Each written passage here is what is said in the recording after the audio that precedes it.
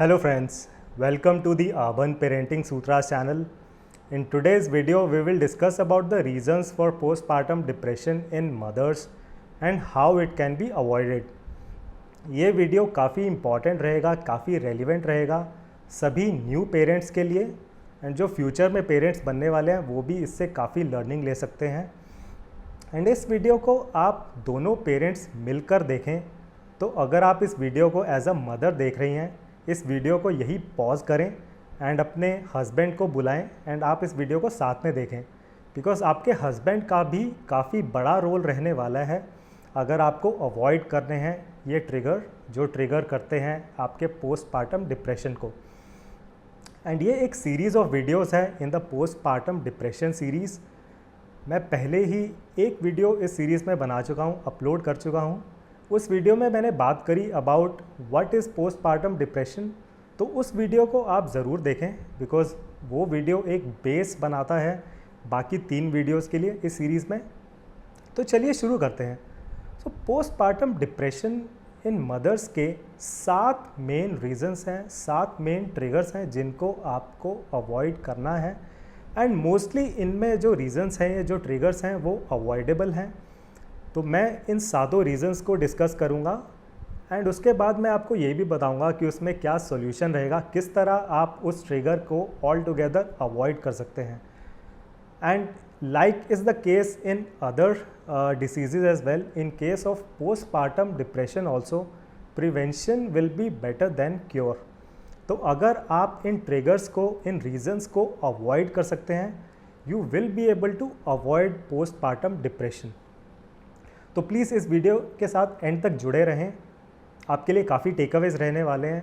एक कुछ आप पेपर पेन ले आएँ जहाँ पर आप इन ट्रिगर्स को नोट कर सकते हैं, उन सॉल्यूशंस को नोट डाउन कर सकते हैं। तो पहला रीज़न रहेगा for postpartum depression in mothers the hormonal imbalances after delivery. तो during pregnancy and post delivery काफ़ी हार्मोनल चेंजेस होते हैं मदर की बॉडी में, जिस वजह से मेंटल स्टेबिलिटी पे भी काफ़ी इफेक्ट पड़ता है and that can lead to postpartum depression. तो ये एक ट्रिगर है जो which is not in your hands, तो आपके रीच में नहीं है, आप इस केस में कुछ नहीं कर सकते हैं। तो ये एक इकलौता ट्रिगर है जिसमें कोई मैं सोल्यूशन प्रोवाइड नहीं करूँगा, which is natural and it may affect you a lot, it may not affect you a lot. But बाकी जो 6 ट्रिगर्स हैं वहाँ पर मैं आपको प्रॉपर सोल्यूशंस भी प्रोवाइड करूँगा, कैसे आप अवॉइड कर सकते हैं उन ट्रिगर्स को। तो ये पहला ट्रिगर था hormonal imbalances in the body. Second trigger पर आते हैं। So second major reason is lack of sleep after delivery. तो बेबी की डिलीवरी के बाद मदर की स्लीप काफ़ी कॉम्प्रोमाइज़ रहती है बिकॉज बेबीज़ काफ़ी टाइम रोते हैं, कभी सोते हैं, कभी नहीं रोते हैं, कभी सो जाते हैं फिर एकदम से रोते रोते उठते हैं। तो मदर की नींद तो काफ़ी डिस्टर्ब होती है विदाउट एनी डाउट। तो mother is not able to take proper rest because किसी को भी 6, 7, 8 घंटे की नींद रिक्वायर्ड होती है एंड उतनी नींद फिर मदर्स की नहीं हो पाती है after delivery and that can lead to postpartum depression.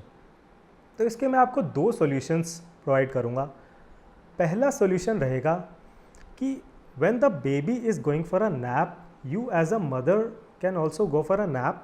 तो जब आपका बेबी एक सोने जा रहा है तो तब आप भी साथ में सो जाएं। उतना आप टाइम का मत सोचें कि आपको रात में इसी टाइम सोना है। जब भी आपका बेबी सो रहा है आप ट्राई करें कि आप भी साथ में सो जाएं। एंड सेकेंडली, आप अपनी रिस्पॉन्सिबिलिटीज़ को डिवाइड करें अपने हस्बैंड के साथ। अगर आपके हस्बैंड के साथ अपनी रिस्पॉन्सिबिलिटीज़ को नहीं डिवाइड कर सकती हैं तो you can divide your responsibilities with your in laws.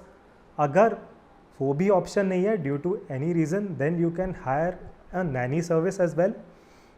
तो या तो आप अपने हस्बैंड के साथ या फिर आप अपने इन लॉज के साथ या फिर नैनी के साथ डिवाइड करें अपनी रिस्पॉन्सिबिलिटीज़ को कि इन 3 से 4 घंटे I as a mother will not be disturbed and the nanny और द फादर और the in laws they will take care of the kid, ताकि उस 3-4 घंटे जो मदर हैं वो एक चैन की नींद ले सकें।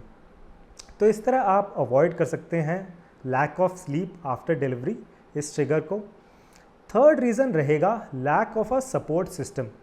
तो कुछ हद तक ये जो मैंने सोल्यूशन प्रोवाइड करे पिछले ट्रिगर में उससे रिलेटेड है बिकॉज अगेन यहाँ पर फैमिली का काफ़ी रोल आता है, बिकॉज आफ्टर डिलीवरी जो मदर हैं उनको काफ़ी रिक्वायरमेंट होती है of rest, of proper sleep, of being able to take proper diet, of being taken care of.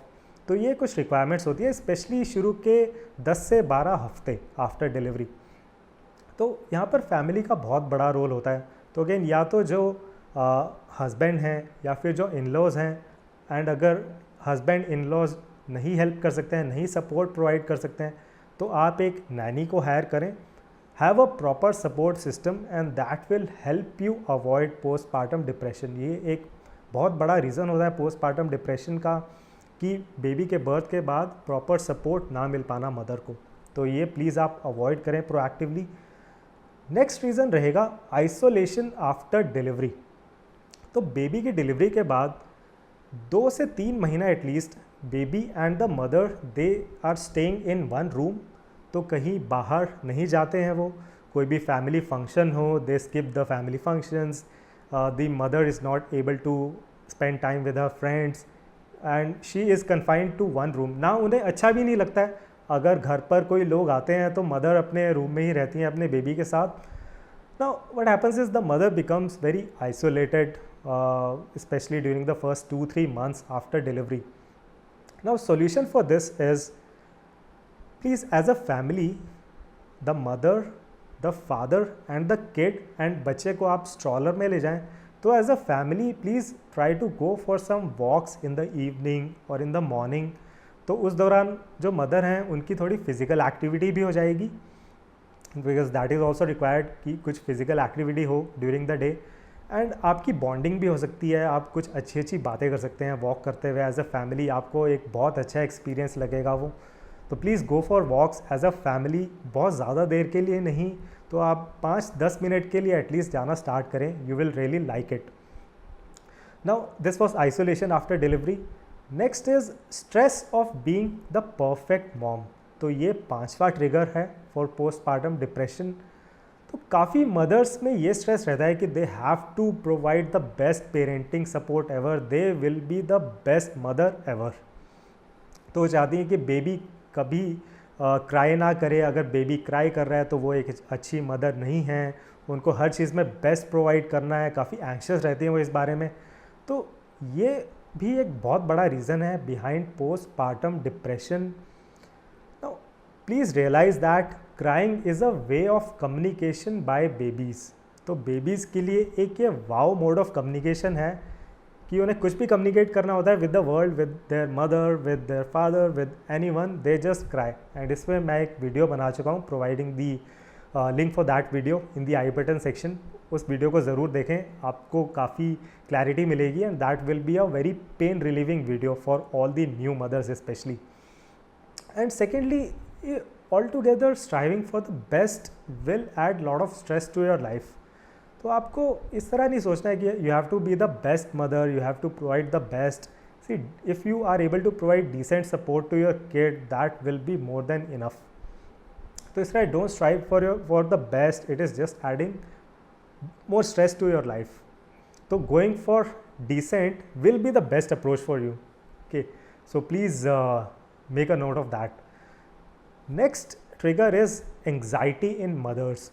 तो जैसे आप एक मदर बनती हैं, आप रियलाइज़ करते हैं आपकी लाइफ में काफ़ी चेंजेस हो रहे हैं, तो वो काफ़ी आपके लिए अनसेटलिंग हो सकते हैं। काफ़ी नई चीज़ें होती हैं आपकी लाइफ में, काफ़ी चेंजेस हो रहे हैं, सब कुछ आपका पूरा घर इधर से उधर बदल जाता है, आपकी लाइफ पूरी बदल जाती है। That can lead to a lot of anxiety. तो मदर्स काफ़ी एंक्शस हो जाती हैं कुछ कि अच्छा बेबी को चोट तो नहीं लग जाएगी, बेबी बीमार तो नहीं हो गया है। तो इस तरह एंग्जाइटी हो जाती है, उन्हें हर सेकंड ये लगता है कि कुछ बुरा हो जाएगा, कुछ गलत हो जाएगा। तो that can also lead to postpartum depression. तो इसके सॉल्यूशंस हैं कि आपको प्रॉपर स्लीप लेनी है, which we discussed in the second trigger. You have to take proper sleep, you have to go for some physical activity like going out for walk with your husband, also taking the kid in a stroller, and you have to take proper diet। तो अगर आप proper diet लेंगी, proper sleep लेंगी, proper एक physical exercise का routine बनाएंगी, तो you will be able to avoid being anxious when you are a new mother. तो ये भी बहुत इम्पॉर्टेंट पॉइंट था। Last reason for postpartum depression in mothers is if the father of the baby is suffering from postpartum depression, that can also lead to postpartum depression in mothers. तो इस concept के बारे में मैंने पिछली video में भी डिस्कशन किया था एंड आपको बताना चाहूँगा, अगर एक पेरेंट एंड फादर इस केस में if he is suffering from postpartum depression, अगर वो पूरे टाइम होपलेसनेस की स्टेट में रहते हैं, पूरे टाइम अनहैप्पी रहते हैं, अपनी वाइफ के साथ बहुत ज़्यादा लड़ाई करते हैं, तो उसका इफ़ेक्ट जो मदर हैं उनकी इमोशनल वेलबींग पर भी उसका काफ़ी इफ़ेक्ट पड़ता है, नेगेटिव इफ़ेक्ट पड़ता है and due to that the mother can also fall into postpartum depression. And fathers में भी कुछ ट्रिगर्स होते हैं, कुछ रीजंस होते हैं, उन रीजंस को काफ़ी डिटेल में मैं डिस्कस करूंगा इन the next video which will B video 3 in this postpartum depression series.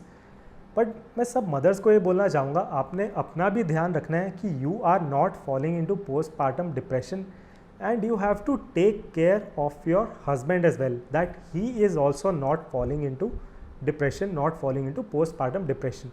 Because again, another major reason why I asked that you both together watch this video, because अगर एक parent सफ़र कर रहा है from postpartum depression, there are high chances that the other parent will also suffer from postpartum depression. तो आपको as a mother ख्याल रखना है अपने हस्बैंड का भी कि he is not falling into depression, and उन ट्रिगर्स को एंड उसके सॉल्यूशंस को मैं डिस्कस करूँगा अगले वीडियो में। तो जुड़े रहें इस सीरीज़ के साथ। आई होप आपको इस वीडियो के कंटेंट से काफ़ी क्लैरिटी मिली होगी। As a mother you will avoid these triggers, you will look into these solutions and proactively आप वर्क करेंगी towards ensuring that you are not going into depression. ये फेज़ ऑफ लाइफ काफ़ी enjoyment का है for you. इसको depression में please मत आप वेस्ट करें। इस दौरान आप फ़न करें, अपने बेबी के साथ अच्छे बॉन्ड्स बनाएं, as a family come closer and अपने बच्चे को आप बड़ा होता देखें। So thank you very much for watching this video. Please subscribe to the channel. See you in the next video which will be part 3 of this series.